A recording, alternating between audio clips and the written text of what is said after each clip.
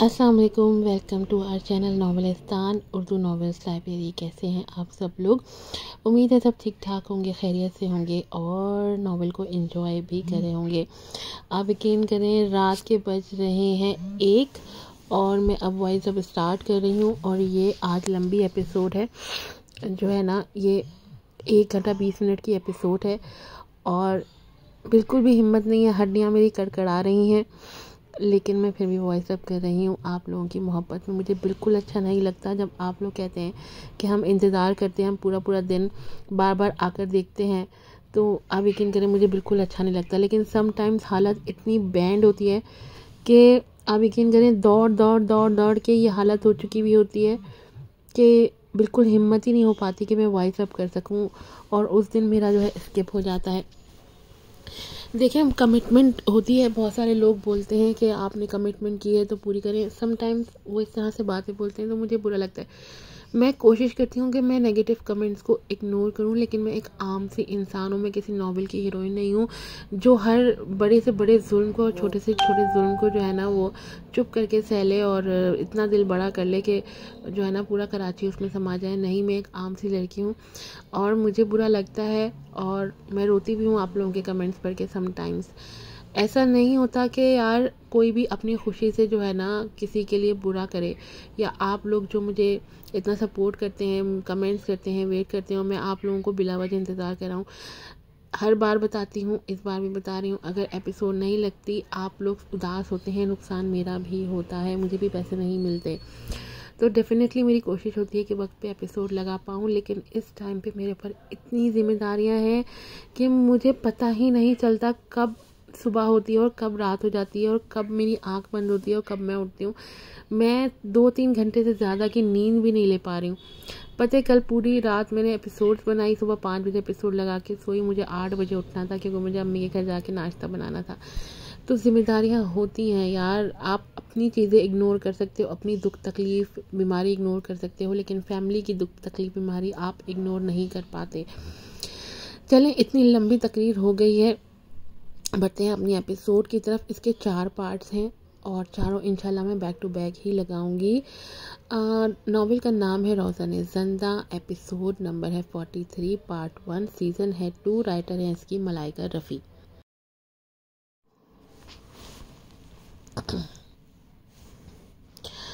फरिया ने खौफज़दा और मज़लूमाना लहजे में अपनी आवाज़ बुलंद की, मगर इतनी धीमी कि आसपास के लोग ज़्यादा ना सुन सकें। वो गहरा सब्ज़ लिबास जो आपने मुझे पहनने के लिए दिया था वो बहुत छोटा था, मैं उसे पहन ही नहीं सकी। मिस मीरा, बराहे करम आइंदा पहले ही बता दिया करें कि आप कौन सा रंग पहनने वाली हैं। मुझे डर है कि अगर मैंने दोबारा आपसे मिलता जुलता रंग पहन लिया तो मिस्टर ज़ारून शाह से फिर डांट खानी पड़ेगी। ज़ारून शाह, जो पहले ही कुछ चिड़चिड़ा महसूस कर रहा था, जैसे ही उसके कानों में फरिया के ये अल्फाज पहुंचे उसका चेहरा गुस्से से तमतमाने लगा। उसकी भवें तन गई, माथे पर तेवरियां उभर आईं और वो एक झटके से अपनी जगह से उठ खड़ा हुआ। उसके चेहरे पर गुस्से और बेबसी का ऐसा इम्तिजाज था जैसे वो अभी फरिया को ज़मीन में गाड़ देगा। फरिया, तुम्हें कोई काम धंधा नहीं है क्या? हर वक्त फजूल की ड्रामेबाजियाँ करना ज़रूरी है? ज़ारून ने दांत पीस कर कहा। मैंने वही रंग पहन लिया तो कयामत आ गई, ज़मीन फट गई, आसमान टूट गया। फरिया ने बेचारगी से कहा। तो तुम्हें क्या लगा कि मैं तुम्हें इस छोटी सी बात पर डांट रहा हूँ? तुम तो जैसे वो अल्फाज ढूंढते हुए एक कदम आगे बढ़ा। उसकी आंखों में वाज़े गुस्सा चमक रहा था। तुम तो जैसे इस कंपनी की CEO हो। फरिया ने मासूमियत से आंखें झमकाई और लब भींच लिए। मैंने कुछ गलत कहा क्या? उसने सर झुकाकर कहा, लेकिन आंखों में एक चमक थी, जैसे वो जानबूझकर ज़ारून को मज़ीद चलाने के मूड में हो। आसपास मौजूद लोग आंखों ही आंखों में एक दूसरे से बातें करने लगे। कुछ लोगों ने मीरा को घूरना शुरू कर दिया, कुछ ने ज़ेरे लब हंसी दबाई और कुछ ने खुसर फुसर शुरू कर दी। ज़ारून शाह ऐसा कैसे कर सकते हैं? मिस फरिया इस प्रोडक्ट की कॉस्मेटिक केमिस्ट हैं और ओशर कॉरपोरेशन के लिए उनकी बहुत खदमात है और उन्हें सिर्फ एक लिबास के रंग की वजह से तनकीद का सामना करना पड़ा है। ये तो हद हो गई। ज़ारून और मीरा शर्मिंदगी और गुस्से से लाल हो गए। ज़ारून का बस नहीं चल रहा था कि वो फरिया को जिंदा निगल जाए। جنرل مینیجر فشر بھی دل ہی دل میں کوسنے لگا کہ اسے وہ سوال نہیں کرنا چاہیے تھا، لہٰذا اس نے فوراً نئی پروڈکٹ کے بارے میں گفتگو کا رخ موڑنے کی کوشش کی، مگر تب تک یہ خبر جنگل کی آگ کی طرح پھیل چکی تھی۔ پریس کانفرنس کے دوران ہی لباس کے اس واقعے کی ہر طرف چرچا ہو گئی۔ سب کی نظریں میرا پر نفرت اور حقارت سے جم گئی۔ میرا فریا سے شدید نفرت کرنے لگی۔ یہ تو ذرا سر زیادتی ہے، کیا صرف وہی سرخ رنگ پہن سکتی ہے؟ بالکل، اس کا لباس تو ویسے بھی محترمہ فریا کے لباس جتنا خوبصورت نہیں تھا، اس لیے اس نے محترمہ فریا کو لباس بدلنے پر مجبور کر دیا۔ میں نے کبھی نہیں سوچا تھا کہ وہ ایسی شخصیت کی مالک ہوں گی۔ زارون نے لوگوں کی چہ مگوئیاں سن کر گہری سانس لی، مگر اس کا غصہ کم نہیں ہوا۔ اس نے ایک نگاہ فریا پر ڈالی جو اب بھی معصوم بنی کھڑی تھی، پھر میرا کی طرف دیکھا جو حیرت اور غصے سے لرز رہی تھی۔ فریا، زارون نے دانت پیستے ہوئے کہا، تمہیں تمیز نام کی کوئی چیز ہے؟ تمہیں اندازہ بھی ہے کہ تم کیا کہہ رہی ہو؟ فریا نے مسکین سی شکل بنائی، جی سر، میں تو بس سچ بول رہی ہوں، سچ بولنا غلط ہے۔ زارون نے غصے سے دانت پیستے ہوئے اپنا سر پیٹ لیا اور طنزیہ انداز میں کہا، نہیں، تم تو بڑی معصوم ہو، تمہیں تو فرشتہ ہونا چاہیے تھا، کسی کمپنی میں کام نہیں کرنا چاہیے تھا۔ اس کے انداز میں چلاہٹ تھی۔ میرا کا بس نہیں چل رہا تھا کہ وہ فریا کا گلا دبا دے۔ اس نے غصے سے کاشان کو فون ملایا اور سرگوشی میں کہا، کاشان، میں فریا کو آج سبق سکھانا چاہتی ہوں، ایک ایسا سبق کہ وہ زندگی بھر یاد رکھے۔ کاشان کی ہنسی سنائی دی، فکر مت کرو میرا، میں نے پہلے ہی اس کے مشروب میں نشاور چیز ملا دی ہے، ڈوز اتنی ہیوی ہے کہ مشکل ہے کہ صبح کا سورج دیکھ سکے۔ آج رات بستر پر میں اسے موت سے بھی بدتر عذاب دوں گا، وہ زندگی سے تنگ آ جائے گی۔ میرا کے ہونٹوں پر ظالمانہ مسکراہٹ آ گئی، یہی سننا چاہتی تھی میں، بس کام صفائی سے ہونا چاہیے، کسی کو شک نہ ہو۔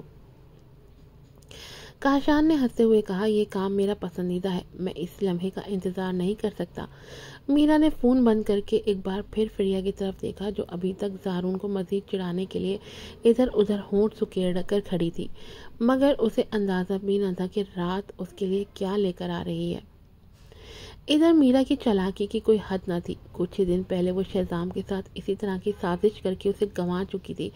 اس نے شہزام کو اپنے جال میں پھنسایا، اس کی کمزوریوں کا فائدہ اٹھایا اور اپنے مفاد کے لیے اس سے کھیلتی رہی۔ جب شہزام کو میرا کی اصلیت پر شک ہونے لگا اور اس نے میرا کو چھوڑ دیا تو میرا نے زارون کی طرف رخ موڑ لیا۔ اب وہ پھر سے اسی کھیل کو دہرانے کے لیے تیار تھی۔ میرا نے ماضی میں کی گئی اپنی غلطیوں سے کچھ بھی سبق حاصل نہیں کیا تھا۔ زارون اس کا نیا شکار تھا اور وہ جانتی تھی کہ اسے قابو میں کیسے لانا ہے۔ وہ ایک ماہر شکاری کی طرح موقع کا انتظار کر رہی تھی اور فریا کے ساتھ ہونے والی یہ چھوٹی سی تلخی اس کے لیے بہترین موقع تھی۔ اس کے چہرے پر مصنوعی معصومیت تھی، مگر اندر ہی اندر وہ ایک نئی چال کا جال بن رہی تھی۔ یہ نہیں سدھرے گی، اللہ معاف کرے، یہ نہیں سدھرے گی۔ زارون، اس نے نرم اور ہمدردی بھرے لہجے میں کہا، میں نہیں چاہتی کہ تم کسی غیر ضروری الجھن میں پھنسو۔ سب فریا کی چالیں ہیں، وہ چاہتی ہے کہ تمہاری شہرت کو نقصان پہنچے، تمہیں اس پر نظر رکھنی ہوگی۔ میں ہمیشہ تمہارے ساتھ ہوں۔ مجھے میرا نے سردرد دے دیا ہے، لٹرلی سردرد دے دیا ہے مجھے میرا نے۔ زارون نے گہری سانس لی، مگر اس کے تاثرات سے صاف ظاہر تھا کہ وہ کشمکش میں ہے۔ کیا میرا کی باتوں پر یقین کرے گا یا فریا کا معصومیت کو دیکھ کر شک میں پڑ جائے گا؟ اسی وقت تنویر زارون کے پاس آیا۔ مجھے کچھ اور کام ہے، میں اب چلتا ہوں۔ ٹھیک ہے، میں تمہیں رخصت کرنے نہیں آ رہا۔ زارون نے اس کے کندھے پر ہاتھ رکھا۔ تنویر نے زارون کو گہری نظروں سے دیکھا۔ زارون، یہ تو صرف ایک لباس کا معاملہ تھا، تمہیں اتنا آگے جانے کی ضرورت نہیں تھی۔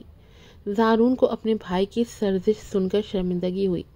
تم غلط سمجھ رہے ہو، زارون، تمہیں ذرا محتاط رہنا چاہیے۔ تمہارے انکل کی انتخابی مہم قریب ہے، ایسے وقت میں شاہ فیملی کے لیے پریشانیاں کھڑی مت کرو۔ میں تمہیں بھائی سمجھ کر ہی یہ کہہ رہا ہوں۔ یہ کہہ کر تنویر وہاں سے چلا گیا اور اس کے ساتھ سنڈی بھی۔ گاڑی میں بیٹھ کر سنڈی نے تنویر کے تاثرات سمجھنے کی کوشش کی۔ تنویر، کیا تمہیں لگتا ہے کہ آج رات؟ مجھے نہیں لگا تھا کہ میرا ایسی ہوگی۔ تنویر نے سگریٹ نکالا اور ہونٹوں میں دبا لیا۔ وہ ایک معمولی لباس کی مماثلت بھی برداشت نہیں کر سکتی۔ ہم واقعی اسے صحیح طریقے سے نہیں جانتے۔ یہ بالکل درست ہے، سنی نے زبردستی مسکرا کر کہا۔ ایسا لگ رہا تھا کہ اسے میرا سے دور رہنا پڑے گا۔ اس کی یہ فطرت دیکھ کر لگتا ہے کہ زارون کا اس کے ساتھ رہنا اچھا نہیں ہوگا۔ تنویر نے آہ بھرتے ہوئے کہا۔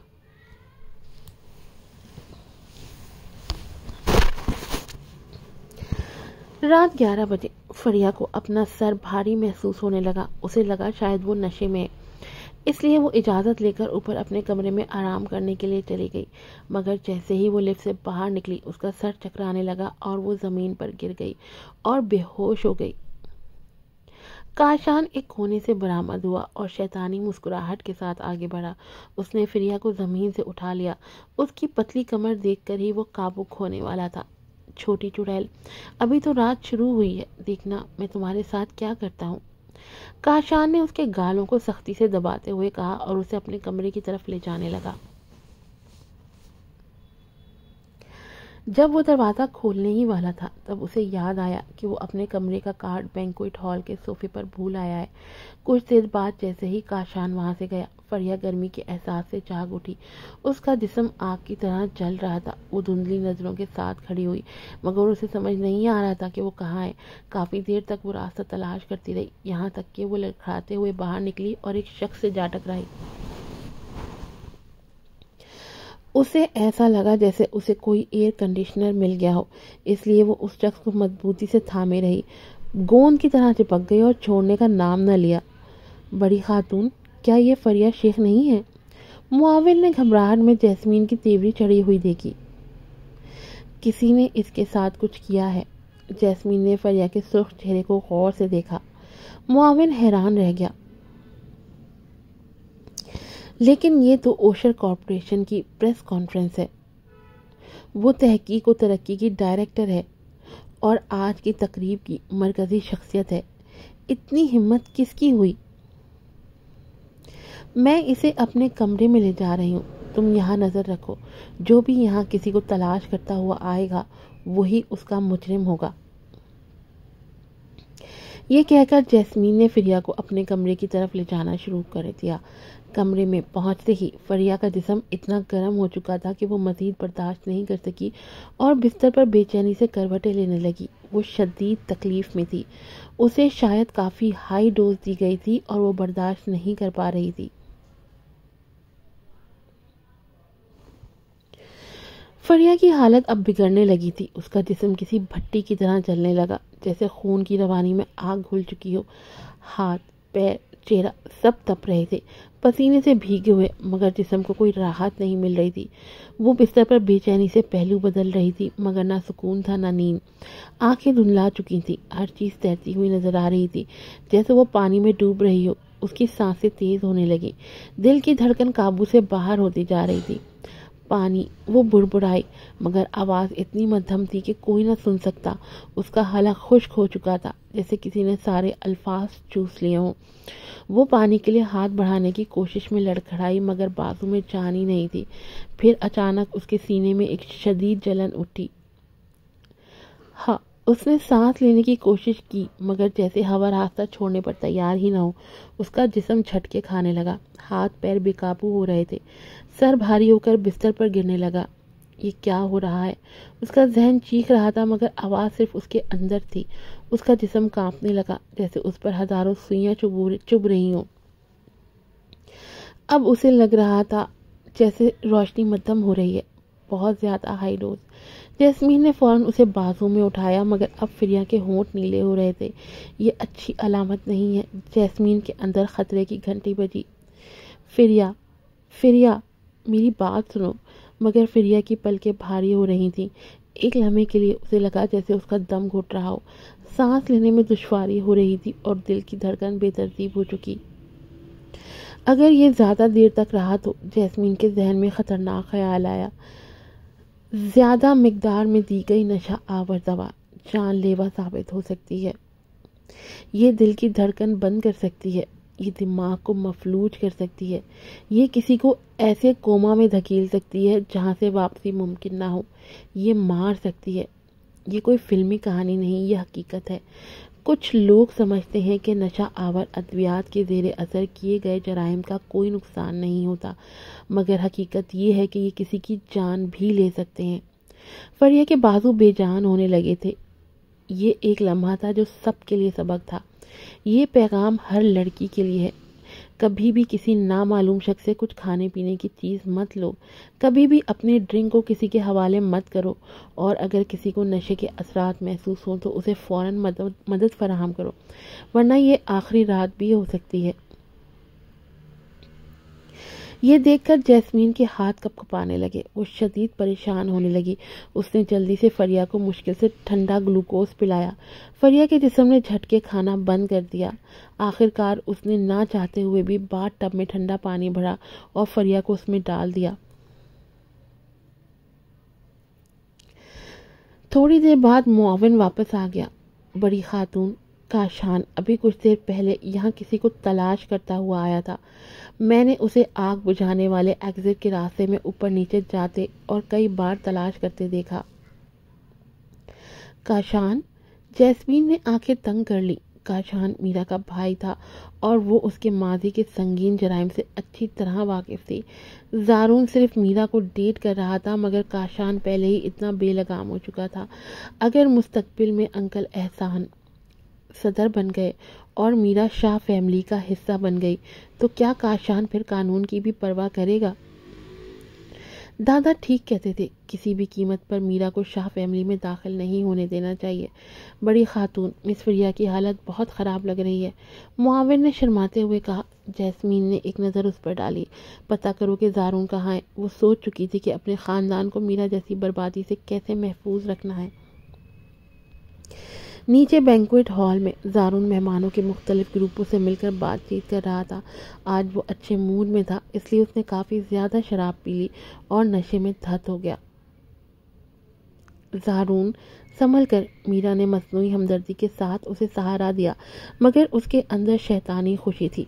نہیں میرا، میں خوش ہوں، زارون نے اسے گلے لگا کر ہنستے ہوئے کہا، بے خبر کہ اس کے قریب کھڑی عورت کے دماغ میں کس قسم کے خطرناک خیالات پل رہے تھے۔ میرا خاموش رہی، مگر اس کے ہونٹوں پر ایک عجیب سی مسکراہٹ تھی۔ وہ جانتی تھی کہ آج زارون اس کی چال میں پھنسنے والا ہے۔ اس کی آنکھوں میں ایک شیطانی چمک تھی۔ آج رات وہ زارون کو بہلا پھسلا کر اپنے ساتھ تعلق بنا لے گی، کیونکہ وہ نشے میں تھا۔ حالانکہ زارون نے اسے شادی کی پیشکش کر دی تھی، مگر شاہ فیملی اس رشتے کے سخت خلاف تھی، اور کیوں نہ ہوتی۔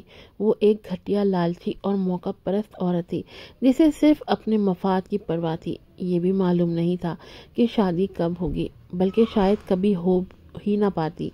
ایسے میں اگر وہ زارون کے بچے کی ماں بن جاتی تو شاہ فیملی کے پاس اسے قبول کرنے کے علاوہ کوئی چارہ نہ رہتا۔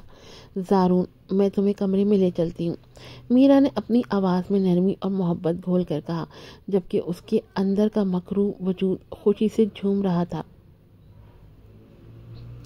وہ اسے سہارا دے کر لفٹ تک لے آئی۔ زارون، چونکہ اس کے معاملے میں نا تجربے کار تھا، اسے لگا جیسے اس کے جسم میں آگ لگ گئی ہو۔ وہ شدید بے چینی محسوس کرنے لگا۔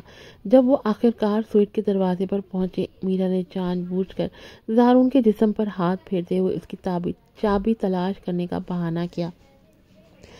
اس کے لمس سے زارون کی سانسیں تیز ہونے لگی۔ وہ میرا کے مکروہ کھیل سے لا علم تھا، مگر وہ پوری طرح ہوشیار تھی۔ اس نے زارون چاہ کے ڈرنک میں بھی ڈرگس ملاتی تھی۔ اس بار وہ کوئی بھی غلطی نہیں کرنا چاہتی تھی۔ وہ چاہتی تھی کہ زارون پوری طرح سے مدہوش ہو جائے، کیونکہ اپنے ہوش میں وہ کبھی بھی میرا کے ساتھ کوئی غلط کام نہیں کرتا۔ اسی لیے میرا نے اس کو ڈرگس دیا تاکہ وہ کوئی بھی مزاحمت نہ کرے۔ محترمہ میرا، آپ بستر کے معاملے میں کافی آزاد خیال رکھتی ہیں۔ یاد آیا، آپ کی شہزام سے بریک اپ ہوئے زیادہ وقت نہیں گزرا ہے نا؟ میرا چونک گئی۔ جیسے ہی اس نے پیچھے مڑ کر دیکھا، وہ حیران رہ گئی۔ سامنے جیسمین کھڑی تھی۔ زارون اور جیسمین میں تھوڑی بہت مشابہت تھی، خاص طور پر ان کی آنکھیں، مگر جیسمین کی آنکھوں میں ٹھنڈک اور گہرائی تھی، جیسے ہی وہ میرا کو ایک کیڑے سے زیادہ کچھ نہ سمجھتی ہو۔ سسٹر جیسمین، میرا نے دبے دبے لہجے میں کہا، مجھے جیسے کسی چوری کے پکڑے جانے پر کوئی چور ہکلانے لگے۔ مجھے بہن مت کہو، میں تمہیں اتنے اچھے سے نہیں جانتی، جیسمین نے زہریلے لہجے میں کہا۔ اس نے اپنے معاون کو اشارہ کیا، زارون شاہ کو اس محترمہ سے لے لو۔ معاون نے فوراً حکم مانا اور زارون کو میرا سے لے لیا۔ میرا کے چہرے پر ذلت اور غصے کے ملے جلے تاثرات تھے۔ اس کا منصوبہ خاک میں مل چکا تھا، مگر جیسمین کی باتیں ابھی ختم نہیں ہوئی تھی۔ محترمہ جیسمین، میں جانتی ہوں کہ آپ مجھے اس لیے ناپسند کرتی ہیں کیونکہ شیرازی فیملی شاہ فیملی کے برابر نہیں، مگر زارون مجھ سے سچی محبت کرتا ہے۔ وہ میرے لیے بہت کچھ قربان کر چکا ہے، اس لیے اب میں اس کا دل نہیں توڑنا چاہتی۔ میں نے بہت کچھ سیکھا ہے اور اب میں جان چکی ہوں کہ کون میری قدر کرتا ہے۔ جبکہ زارون میرے ساتھ ہے، میں اسے نہیں چھوڑوں گی۔ واقعی تمہیں یہ احساس تب ہوا جب شہزام نے تمہیں سر عام مسترد کر دیا؟ اس سے پہلے تمہیں زارون کی محبت نظر ہی نہیں آتی تھی۔ جیسمین کے لبوں پر طنزیہ ہنسی تھی۔ کمال ہے میرا، تمہاری بے شرمی، تمہاری گھٹیا سوچ، تمہارا مکروہ انداز، یہ سب واقعی حیران کن ہے۔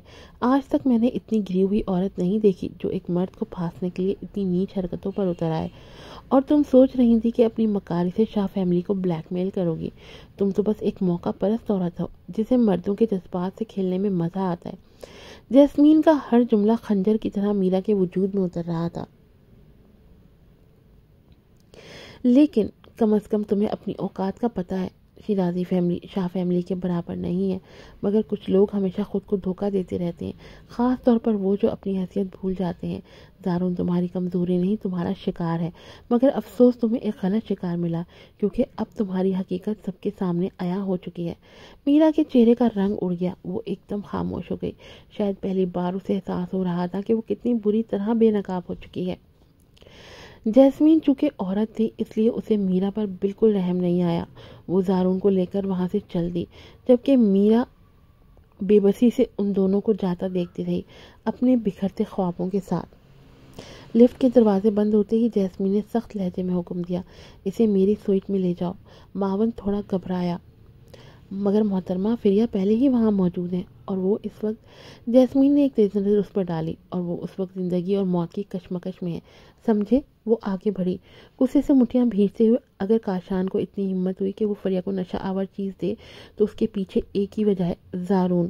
اس نے سانس بھری، آنکھوں میں چنگاریاں چمکنے لگی، کیونکہ زارون ہمیشہ میرا کو بچاتا رہا، اس کے گناہوں پر پردہ ڈالتا رہا، اس کی ہر غلط حرکت کو نظر انداز کرتا رہا۔ آج اگر فریا کی جان خطرے میں ہے تو اس کا ذمہ دار بھی زارون ہی ہے۔ معاون خاموش ہو گیا۔